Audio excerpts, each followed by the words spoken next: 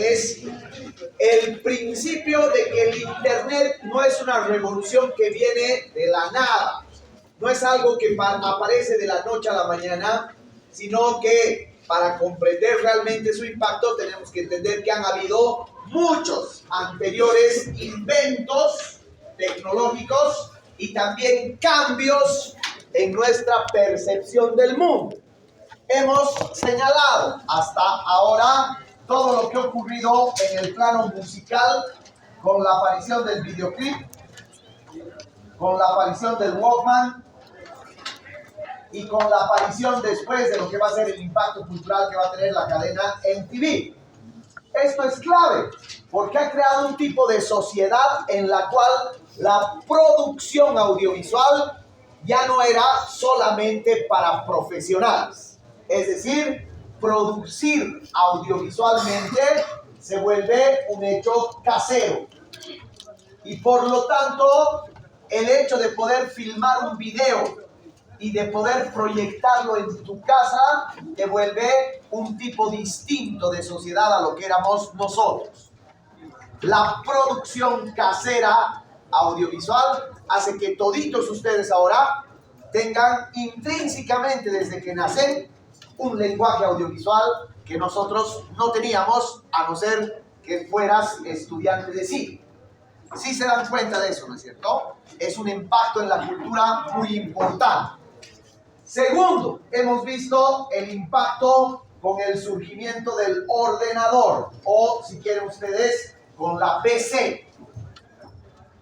Cuando se populariza la PC, el mundo entra en una otra cultura que la podríamos calificar como el inicio de una cultura digital.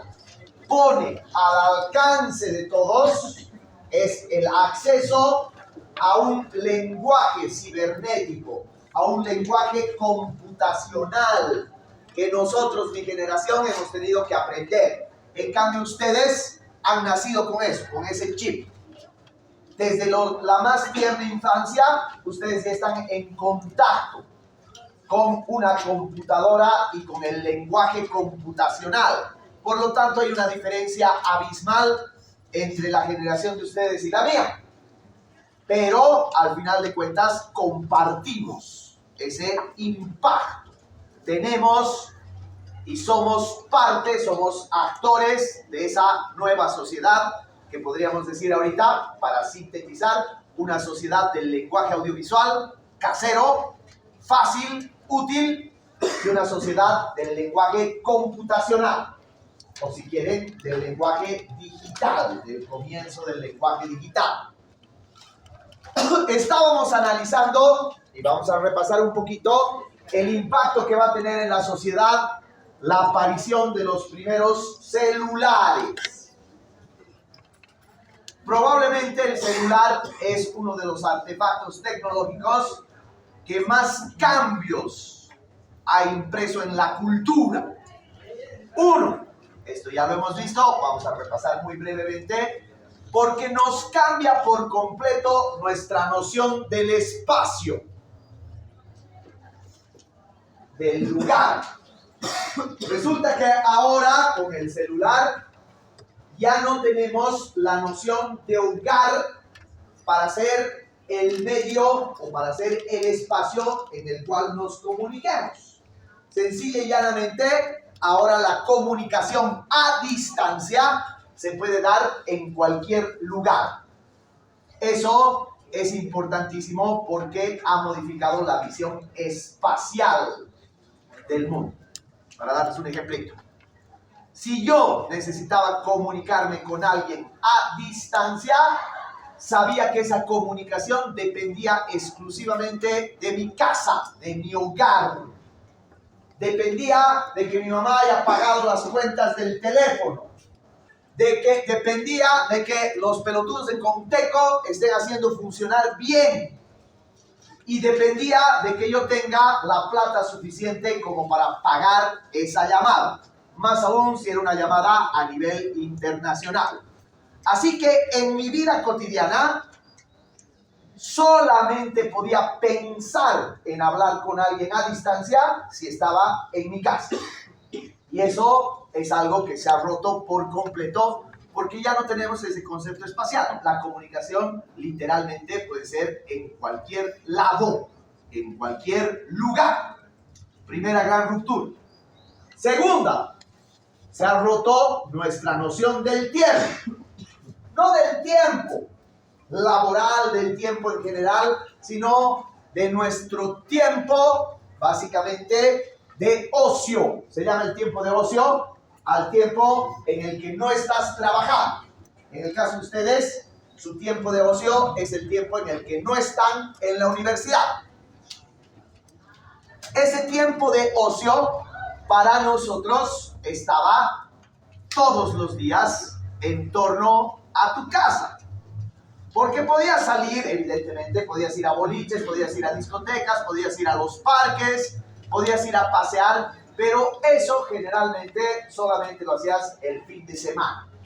Porque como todo en la vida, los días de semana tenías que ocuparte de tu tiempo laboral o de tu tiempo de estudio. Entonces, tu tiempo de ocio estaba en tu casa. En tu casa administrabas tu tiempo de ocio entre la televisión o la lectura o escuchar música o tener una reunión. Pero lo que pasa en tu casa es que también tienes horas fijas que por lo general las familias tienden a respetar. Por ejemplo, la hora de almuerzo. O por ejemplo, la hora de dormir. ¿Y eso qué quiere decir? Que con el celular, esas 2 horas importantes dentro de la estructura del hogar ya desaparecen. Ya para nosotros, todavía mi abuelo, cuando empezó a salir el celular, se rayaba de que sonara tu celular a la hora de almuerzo. Porque estaba con otro chip. Estaba diciendo, ¿quién jode a la hora de almuerzo? Es mala educación. No debería llamar. Ese concepto de un tiempo ordenado, de un tiempo familiar, ha desaparecido por completo. Ustedes ya no lo tienen, ¿no? Nosotros hemos tenido que vivir esa transformación, ese cambio. ¿Está claro, chicos? Ya. Si hay alguna cosa que quieren profundizar o que no están entendiendo, me avisan. Me interrumpen, pero levanten su manita. Tercero, y creo que, si no me equivoco, aquí nos habíamos quedado. El tipo de comunicación que tienes con el celular es mucho más frecuente. El teléfono fijo, por un lado, está a tu disposición solamente en tu casa a determinadas horas, y por otro lado es caro. Pero cuando se populariza el celular y se hace más accesible, ya puedes estar más tiempo conectado, hablando con otra gente. Es verdad. Pero al mismo tiempo, tu contacto con la gente es más breve. Por lo tanto, es de menos calidad. ¿Para qué se llaman con sus amigos o con sus compañeros de grupo o con las personas con las que se comunican? Para cosas muy puntuales. ¿Qué vas a hacer? ¿Qué hacemos? ¿Nos vemos dónde? Punto final. ¡Chao! Pero pregúntenle a una vieja de mis épocas cuánto hablaban por teléfono. Era un cago de risa, porque se podían pasar 4 horas por teléfono hablando. No había ese concepto de la inmediatez. El contacto era mucho menos frecuente, pero al mismo tiempo era un contacto mucho más largo. Eso, a la larga, perdón por la redundancia, a la larga en nuestros tiempos está trayendo algunos tipos de problemas que después nos vamos a profundizar, pero ahorita les doy nomás una pista.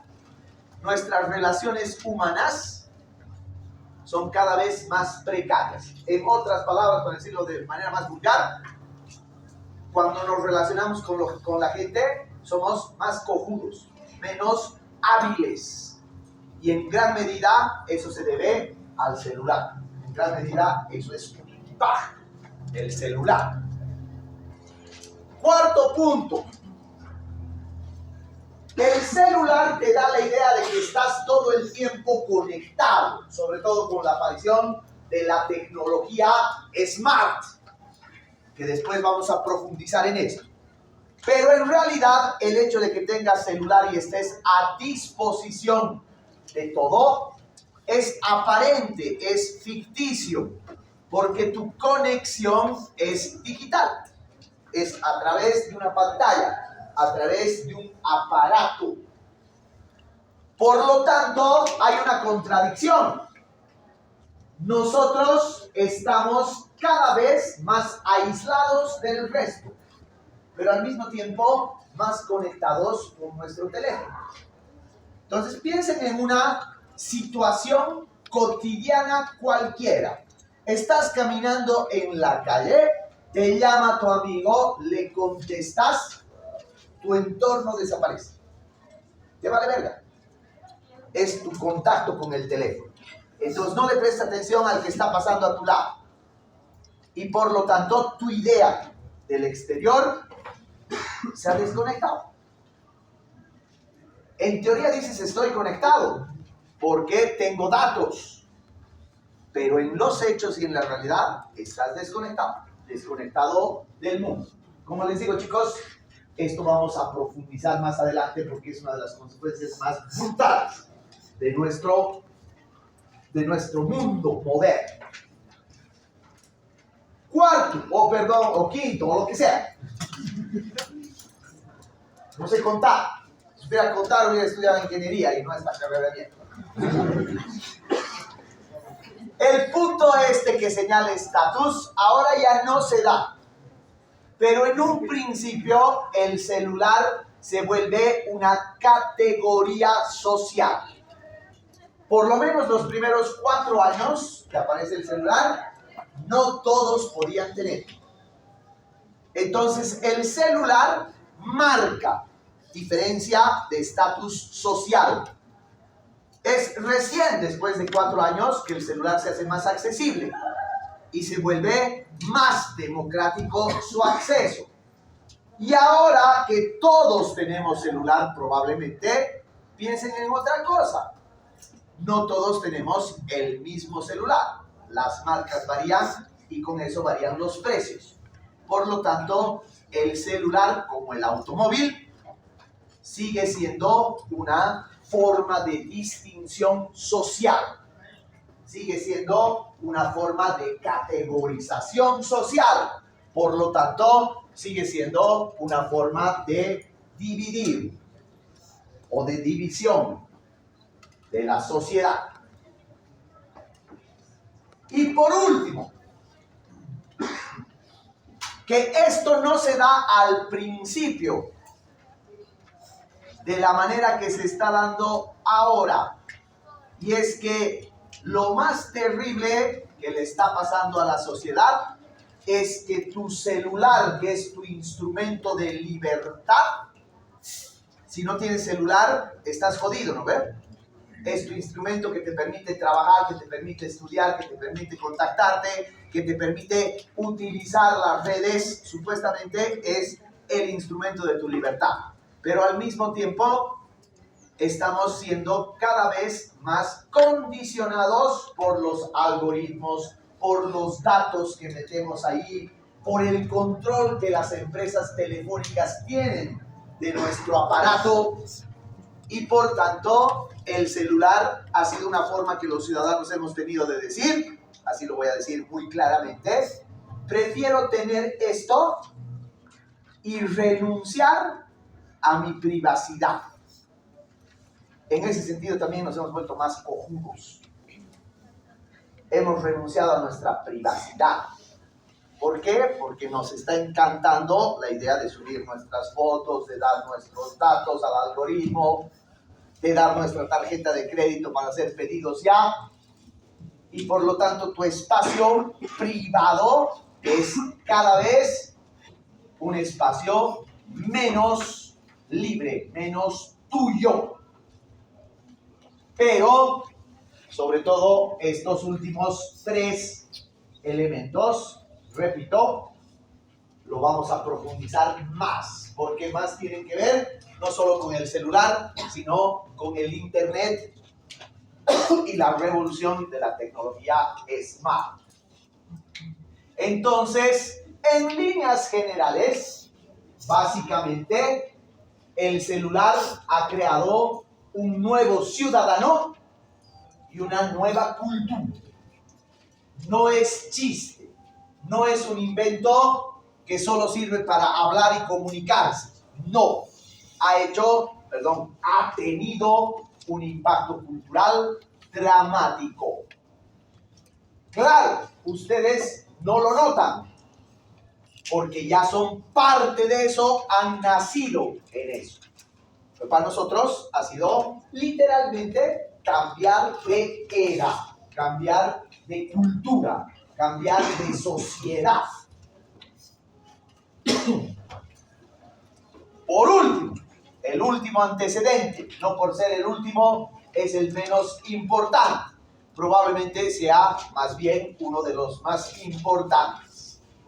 La década del 80 no solamente marca la aparición de MTV, la aparición del Walkman, la aparición del videoclip, la aparición de la computadora personal, la aparición del celular, sino marca la aparición de los videojuegos. Los videojuegos se inventan en los años 70. Y para comienzos de los años 80 ya había videojuegos. Pero los videojuegos eran máquinas que solamente podían haber en determinados lugares, que eran especiales. O sea, un ciudadano, a no ser que sea multimillonario, no podía darse el lujo de tener un artefacto de videojuego en su casa. Por eso existían lo que se llamaban en ese entonces los tilines. Los tilines eran lugares donde los chicos, particularmente adolescentes, iban a jugar videojuegos. Y como todo adolescente, esos eran escenarios de malandrines, maleantes y viciosos de primer orden. Los papás tenían que sacarlos de ahí a patadas. ¿Por qué? Porque nunca se ha entendido que el videojuego estaba cambiando el mundo. Hasta el día de hoy, si ustedes son gamers, ¿hay algún gamer por acá? Gamer que juegue constantemente. ¿Alguno? ¿Tú? ¿Alguna vez te has sentido que la gente ha menospreciado o te ha jodido por ser gamer? ¿Nunca? ¿Nunca te han dicho ocioso así? Ya. Tienes suerte, te has criado en un entorno saludable. Bueno, el videojuego es también un proceso de modernización. En primer lugar, es una innovación tecnológica que casi va de la mano con la innovación de la computadora y por tanto del lenguaje computarizado. Los videojuegos han evolucionado técnica y conceptualmente.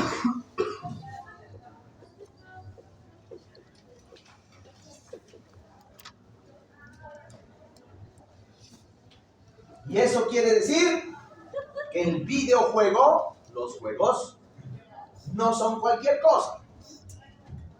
Cuando tú ves un fenómeno que evoluciona con los tiempos y se adapta a los tiempos, entonces tienes que prestarle atención, porque eso quiere decir que es algo que va a existir siempre. Y por tanto, ya hay que analizarlo con seriedad.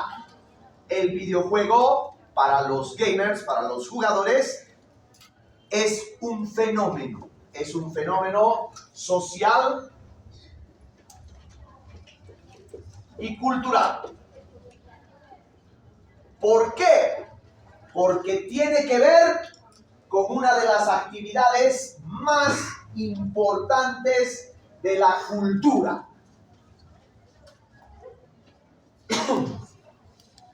En las ruinas de lo que era la ciudad de Ur, es decir, en las ruinas más antiguas de la historia de la humanidad que están en este momento en Irak, donde se han encontrado, se ha desenterrado el palacio de Asurbanipal, que es hasta el momento la construcción, la ciudad más antigua que tenemos. Se han encontrado también cementerios, tumbas. Una de las tumbas más impresionantes no es una tumba que sea una pirámide o una tumba de un noble o la tumba de algún rico, sino la tumba de lo que sería un niño. Parece ser un niño cualquiera. Es en realidad la tumba más pequeña, donde están los restos de lo que era evidentemente un niño. Pero lo más importante de ese descubrimiento ha sido ver que ese niño se lo ha enterrado con un juguetito. Tiene un animalito de juguete.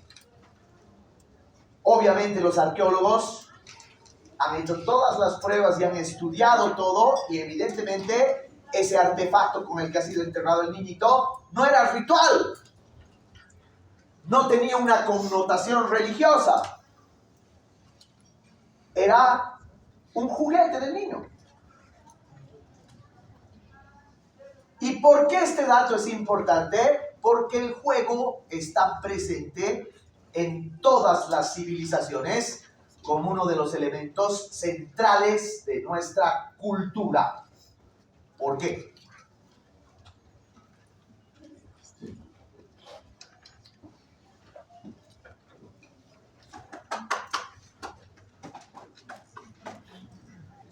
Les voy a dar otro dato histórico, a ver si con eso pueden hacerse una idea más clara.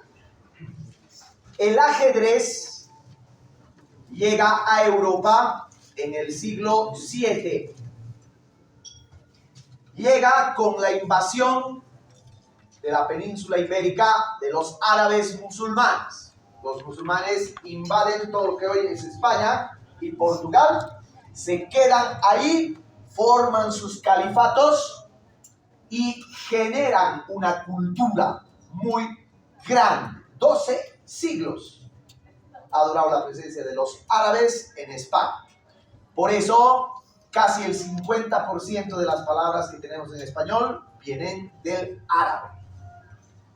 Ahora bien, una de las cosas que más, dos de los elementos que más influenciaron a los europeos y que trajeron o llevaron a Europa los árabes, uno, fue la geometría, porque inventaron el cero, ese número cambió todo, y dos, el ajedrez. Los que juegan ajedrez saben que el ajedrez es un juego de estrategia, un juego además de representación simbólica.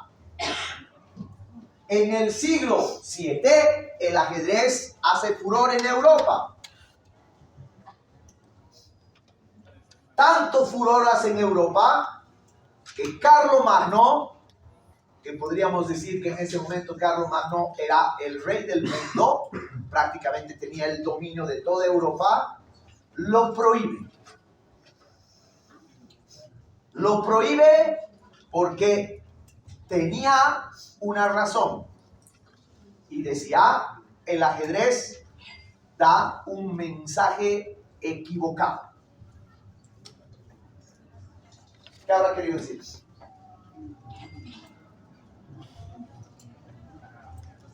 En el ajedrez tienes que matar al rey. No, en el ajedrez un peón puede matar al rey o a la reina. Por lo tanto, el ajedrez tiene un mensaje equivocado. Equivocado para el poder, equivocado para los poderosos, equivocado para los reyes. ¿Cómo puede ser posible que le enseñes a la gente que un pinche peón puede hacerle jaque al rey? Vuelvo a la pregunta inicial. ¿Por qué el juego es fundamental en la cultura?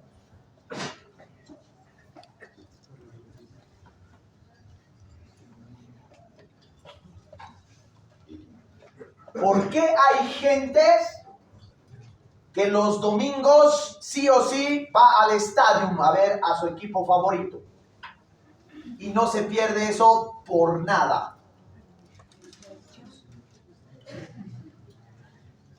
¿Por qué hay gente que se dedica en su tiempo de ocio al juego y que no puede concebir su tiempo de ocio sin ir a pichanguear con sus amigos el fulbito o salir con sus amigos a jugar cacho y tomar chelas o dedicarse al deporte que practiquen? ¿Por qué? Porque el juego es una forma de identidad. El hincha del Wilstermann o de la Aurora se identifica no solo con un equipo, se identifica con una región. El fútbol le genera vínculos de identidad.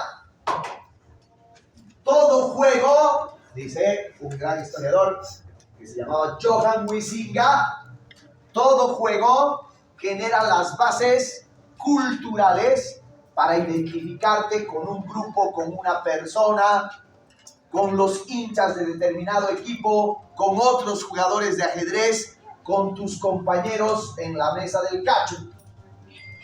Esas vinculaciones tienen un profundo carácter de identidad. Te identificas, formas parte. El juego te libera. Los juegos electrónicos no son la excepción. Si algo han demostrado los juegos electrónicos a lo largo de esta evolución, es que han sido capaces de crear enormes comunidades virtuales de jugadores. Jugadores que comparten experiencias, que comparten formas de entretenimiento, que comparten significados.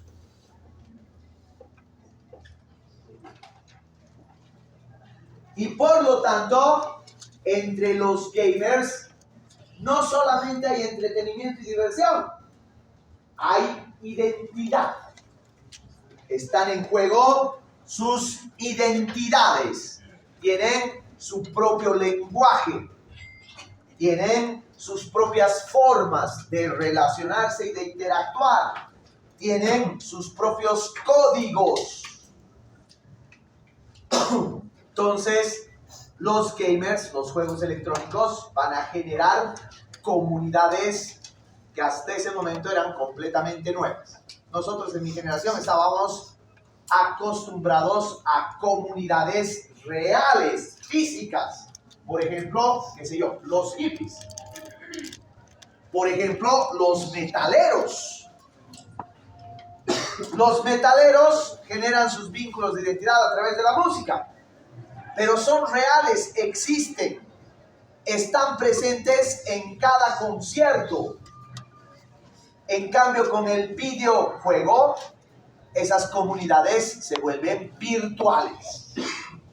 Y hasta el día de hoy son comunidades junto con las comunidades de fans y las comunidades de bloggers, son comunidades muy fuertes. Estas comunidades de gamers generan narrativas propias. En este momento, HBO, que es la cadena de televisión por cable, el streamer más importante, tiene entre sus obras estrellas, las más alabadas por la crítica, una serie que está basada en un videojuego. Y hay muchas. Generalmente, chicos, un videojuego, así ha empezado, se inspiraba en una película. Se inspiraba en un hecho histórico, medalla de honor, por ejemplo. Estaba inspirada en la Segunda Guerra Mundial. Pero ahora es al revés. El videojuego es tan fuerte que está inspirando narrativas, está inspirando libros, está inspirando películas, está inspirando series televisivas. Y por lo tanto, está inspirando a miles y miles de changos que ahorita se están inventando un juego. Se están inventando una narrativa de juego. Yo tengo un amigo que vive en Europa que vive de eso. Se inventa juegos. Y le pagan cantidades exorbitantes de plata por juegos que él se inventa. Y que los pone a prueba en comunidades gigantes. Menospreciar el videojuego sería ignorar uno de los aspectos más importantes de la cultura digital. Y por último, los videojuegos generan nuevas formas de aprendizajes. ¿Qué querrá decir eso? Hay gente, gamers, que aprenden muchísimas cosas de los videojuegos. Hace rato les he dado un ejemplo. Uno de los juegos más exitosos se llamaba Medalla de Honor, inspirada en hechos de la Segunda Guerra Mundial verídicos. Mis hijos saben mucho de la Segunda Guerra Mundial por ese juego. No necesariamente porque hayan leído los textos clásicos de historia. No necesariamente porque hayan visto películas. El juego, al igual que la televisión, al igual que el cine, al igual que los libros, se ha vuelto una plataforma de la cual podemos extraer formas de educación. Los videojuegos pueden ser plataformas educativas. Resumiendo, nada de estas dos clases que acabamos de tener había cuando yo tenía 10 años. A partir de mis 10 años ha venido todo esto. Todo esto. Y por tanto, cuando tenía 20, 30 años, estaba tratando de entender todo esto. Estaba tratando de adaptarme a todo esto. Y ahí viene el internet. Entonces, chicos, cuando les he dicho que la revolución digital es un cambio de era, es verdad. Hay un cambio de era por todas estas transformaciones. Resuman en 3 puntos importantes. Todos estos antecedentes que hemos visto, todos estos nuevos inventos, han cambiado el mundo en 3 sentidos fundamentales. 1, este mundo es cada vez más individual. La música ya no la escucha en tu casa, la escucha en tu audífono. Un video, ya no necesitas ir al cine para verlo, lo puedes ver en tu teléfono, en tu casa. Ya no necesitas estar en tu casa para comunicarte a distancia, porque tú te puedes comunicar con tu propio teléfono. Y no necesitas ir a una imprenta para imprimir tu trabajo, porque eso lo puedes hacer en tu computadora personal. Entonces el mundo, con todas estas transformaciones, se ha vuelto un mundo cada vez más individual. Ojo, que no estoy diciendo individualista, que eso es otra cosa. Estoy diciendo que en este mundo tiene más peso el individuo que la sociedad. Y dependiendo de cuánto usemos estas cosas, tenemos más sentido de la individualidad que de la socialidad. Ese es el primer gran cambio. Resumiendo, ¿no? Segundo, estos nuevos inventos han generado un nuevo tipo de lenguaje, el lenguaje digital. Puedes decir el lenguaje computacional. Es un nuevo alfabeto, es un idioma nuevo, común. Pero es un idioma que está marcando diferenciación en la sociedad. O sea, quienes tienen acceso a estos cambios tienen más posibilidades de sobrevivir en el trabajo, de sobrevivir en la cultura, de sobrevivir en la economía, que quienes no tienen acceso.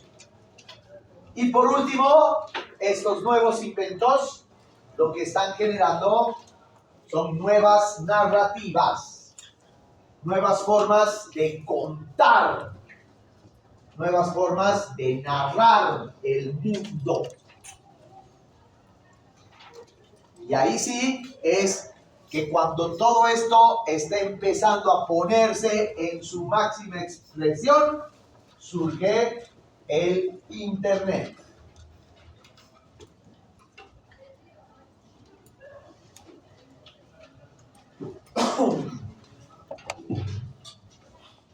El Internet lo vamos a analizar desde dos particularidades. Uno, desde la teoría social y cultural. Y dos, desde un enfoque puramente comunicacional. Manuel Castells, pensador, filósofo español, fue uno de los primeros en teorizar sobre el Internet. Fue uno de los primeros en escribir sobre el impacto del Internet. Su obra más famosa se llama La Sociedad Red, que si no me equivoco está también entre los textos que les he mandado. Pero si no está este libro, que es bien grande, bien ampuloso, hay otros textos de Manuel Castells, donde más o menos reflexiona y habla sobre lo mismo. Manuel Castells hace el intento por tratar de explicar un invento que nadie todavía lo comprende a cabalidad. Solamente aquellos técnicos que manejan el lenguaje tecnológico y que son ingenieros entienden el funcionamiento del Internet al 100%. Nosotros, ciudadanos comunes y corrientes, no entendemos una mierda. Nosotros solo le sacamos el beneficio. Solamente usamos las herramientas externas. No conocemos cómo funciona internamente. Las cosas más importantes y generales que hay que saber es que, como los grandes inventos tecnológicos, el Internet es un invento hecho por el ejército y por tanto destinado a la seguridad. Literalmente, el Internet es una herramienta tecnológica desarrollada por el ejército norteamericano con el fin de optimizar su comunicación a distancia y de esa manera garantizar datos de seguridad fundamentales para su ejército. Pero el Internet pronto se convirtió en un recurso comercial, es decir, salió a la luz.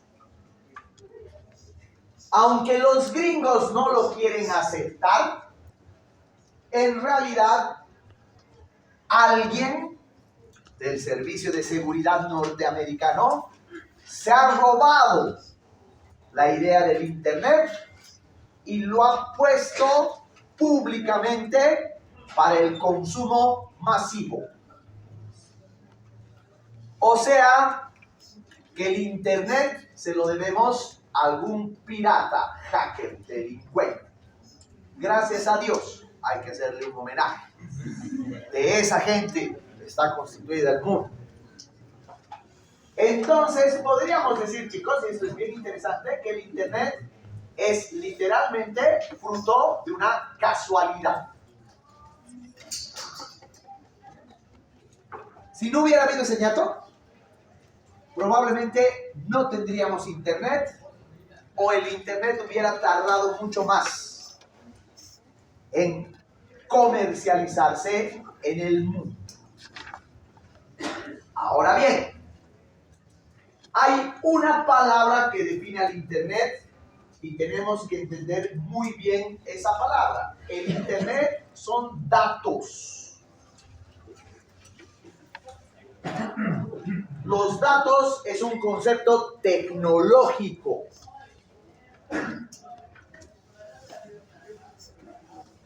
Pero esos datos que existen en el Internet generan información. Cuando aparece el Internet, el mismo Castells bautiza el Internet como una autopista de la información. Entonces, imaginen esa metáfora. Imaginen una gran carretera, una gran autopista, donde están circulando a velocidades increíbles todo el tiempo información. Esa información es infinita. La información del Internet es infinita.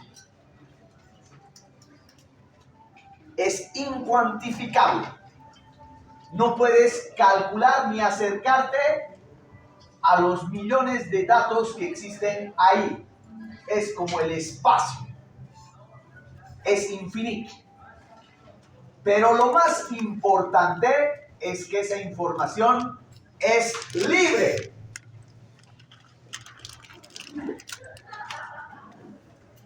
Tal vez para un usuario común y corriente como yo, que maneja el Google solamente, esa información sea limitada, porque toda la información que está en el Google depende de una empresa que se llama www. ¿Qué quiere decir eso, saben? Quiere decir World Wide Web. Esta empresa cobra por esos datos. Y por lo tanto, lo que yo puedo encontrar en el Google puede que sea limitado, pero yo nunca me voy a dar cuenta porque para mí lo que hay en el Google es infinito. Es 10 millones de veces más de lo que necesito. Y sin embargo, para gente más experimentada, hay millones de navegadores que son absolutamente gratis, donde esa información es absolutamente ilimitada. Haga lo que haga la www, haga lo que haga la AT&T, haga lo que haga Donald Trump, ya no se puede frenar esto.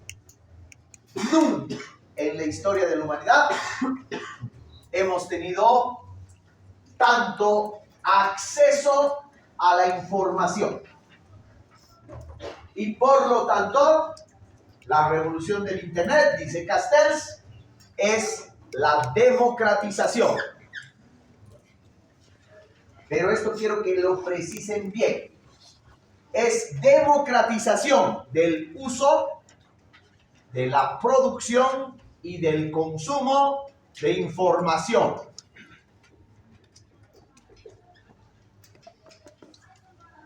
O sea, tú consumes información a través de los buscadores. Cuando tú en el Google pones algo para buscar, eres un consumidor de información. pero también a esa información le das un uso en tu vida. Lo utilizas para tus trabajos, la utilizas para la educación, la utilizas para lo que tú quieras.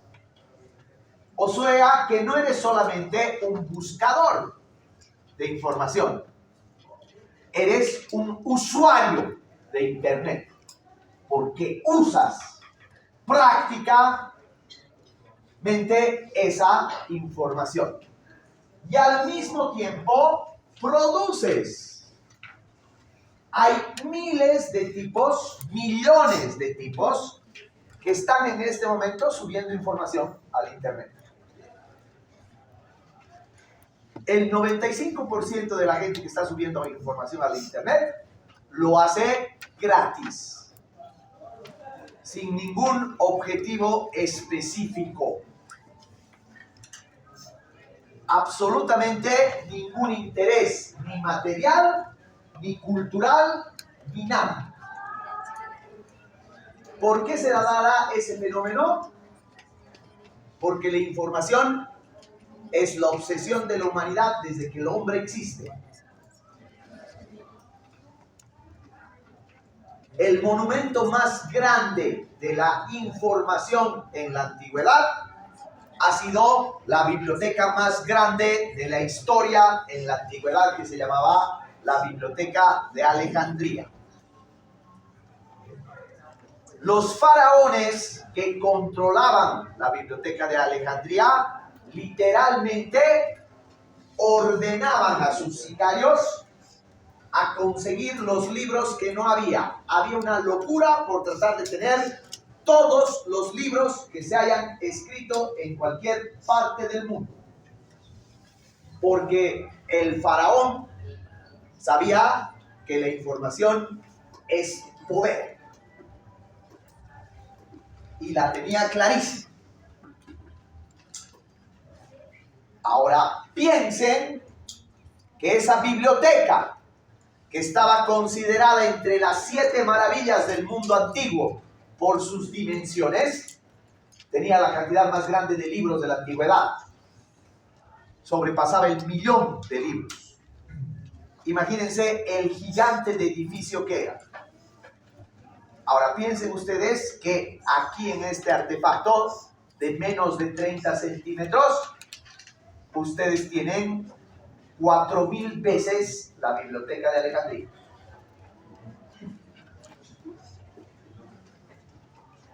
Si no se dan cuenta de eso, es que no tienen prostituta idea de lo que es el Internet. El Internet es el sueño de la humanidad. Es tener en tus manos el acceso democrático al uso, la producción y el consumo de información. Ninguna biblioteca lo logró, ningún recurso tecnológico lo hizo, ningún invento humano ha logrado hacer lo que el Internet ha hecho. Entonces, para que se sientan mal, ¿ya?, se autovaloren esta noche y digan, puta, se depriman, solo tienen que hacerse la siguiente pregunta. La humanidad ha cumplido su sueño con el Internet porque tiene uso irrestricto a la información. La pregunta que tienen que hacer es, ¿para qué utilizo yo mi celular?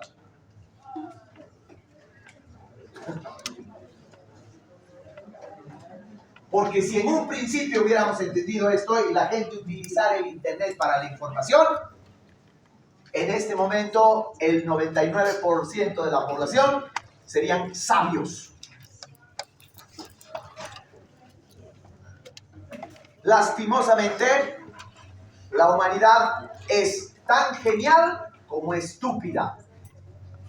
Y por tanto, hasta el día de hoy, el Internet no cumple uno de los roles más importantes, que es el ser un centro de información extraordinario. Ahora bien, El Internet ha afectado en el buen sentido de la palabra a dos grandes aspectos de la humanidad. El primero de ellos es la genética. Desde el momento en que se descubre el Internet, los estudios sobre genética se han desarrollado de maneras extraordinarias a tal punto de poder descubrir el ADN, a tal punto de poder modificar tu secuencia genética, a tal punto de que ahora con la inteligencia artificial tú vas a poder elegir el sexo de tu hijo. Lo que están haciendo en genética para nosotros, cientistas sociales, es algo que no puede caber en nuestra cabeza porque nunca vamos a entender el alcance de eso. Lo que sí nos corresponde entender y estudiar es el impacto cultural que tiene el Internet. El impacto que ha generado en la cultura. Y en la cultura tenemos que clasificar esto en 4 cosas. Aquí hay 3. Pero es porque ahora vamos a ver la cuarta. La primera es en el campo de la investigación. La investigación en cualquier área de la producción humana. Teniendo la biblioteca más grande de la historia de la humanidad, obviamente el Internet tendría que haber potenciado el campo de la investigación. Y por tanto, haber potenciado el campo de la educación y de la profesionalización. O sea, chicos, los profesionales ahora deberían ser 1000 veces más informados, 1000 veces más capacitados y 1000 veces más eficientes que hace 30 años. Lastimosamente, la educación, por lo menos en Latinoamérica, no ha sabido utilizar esto a su favor. Y el gran ejemplo somos nosotros. Teniendo Internet, los departamentos de investigación de nuestra universidad, salvo algunas excepciones que son genéticas, son una pena, son un desastre. No por hablar mal de nadie, pero vayan por curiosos a buscar las investigaciones que hacen aquí, por ejemplo, del Instituto de Investigación en Ciencias Sociales. Y se van a encontrar con encuestas, con números. Lastimosamente en Latinoamérica no hemos podido nosotros potenciar la investigación y particularmente las universidades públicas se han quedado retrasadas en el Internet porque no hemos mejorado el nivel de investigación, todo lo contrario. Y la prueba es que en este momento, por ejemplo, cuando a ustedes les toque salir de la universidad, la gran mayoría de ustedes va a decidir hacer el diplomado. Teniendo Internet, que podría garantizarles hacer una investigación en la mitad del tiempo que hacíamos nosotros y con el triple de profundidad de la que hacíamos nosotros. No es culpa de ustedes, en lo absoluto. Es culpa de la universidad, que no ha sabido adaptarse a este recurso.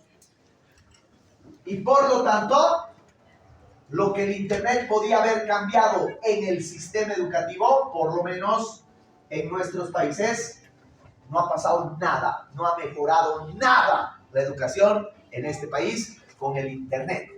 Nada, en lo absoluto. Todo lo contrario, ha empeorado.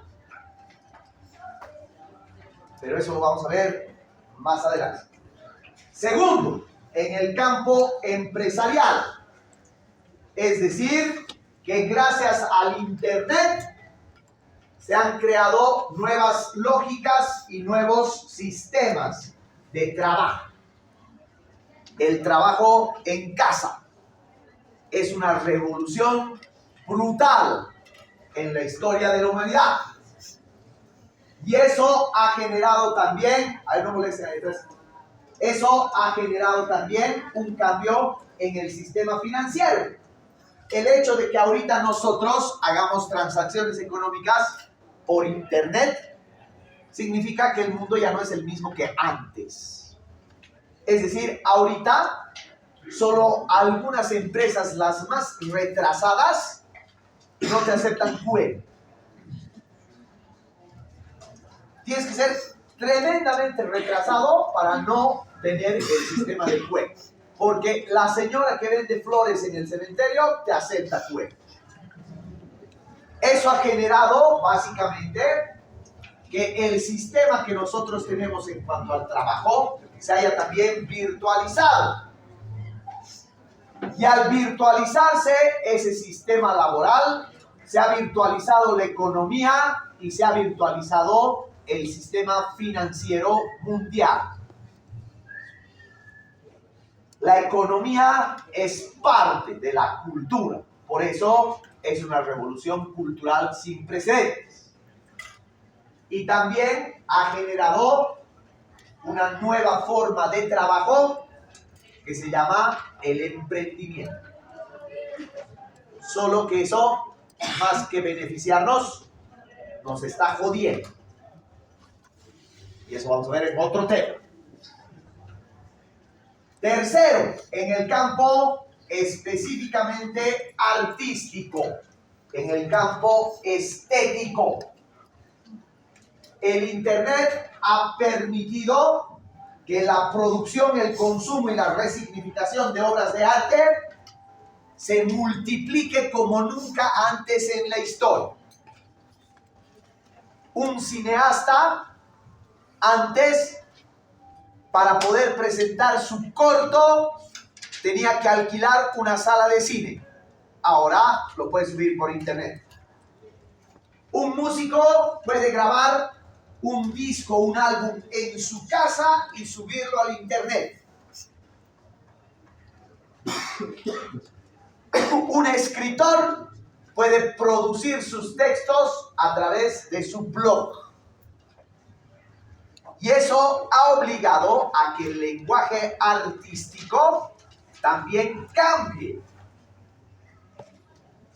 Porque el escritor virtual, hay grandes escritores que solo publican en blogs, en el Internet, tienen otro tipo de discurso, otro tipo de narrativa. Y eso también ha afectado al consumidor. Yo ya no necesito, para escuchar música, ya no necesito comprarme un disco. Puedo pagar la plataforma de Spotify. O con el YouTube me basta. Mi consumo de la música ha cambiado por completo. Han cambiado los mercados, han cambiado los sentidos, han cambiado la producción.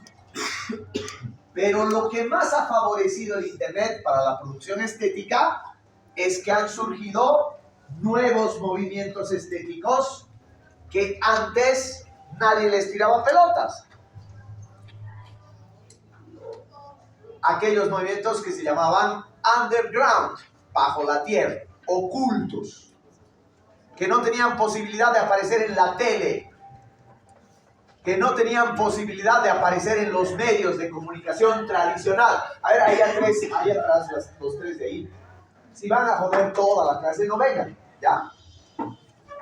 En esa lógica y en esa dimensión, la producción de arte en el Internet ha convertido a este mundo en una sociedad donde, como la información, el arte es cada vez más accesible, cada vez más natural.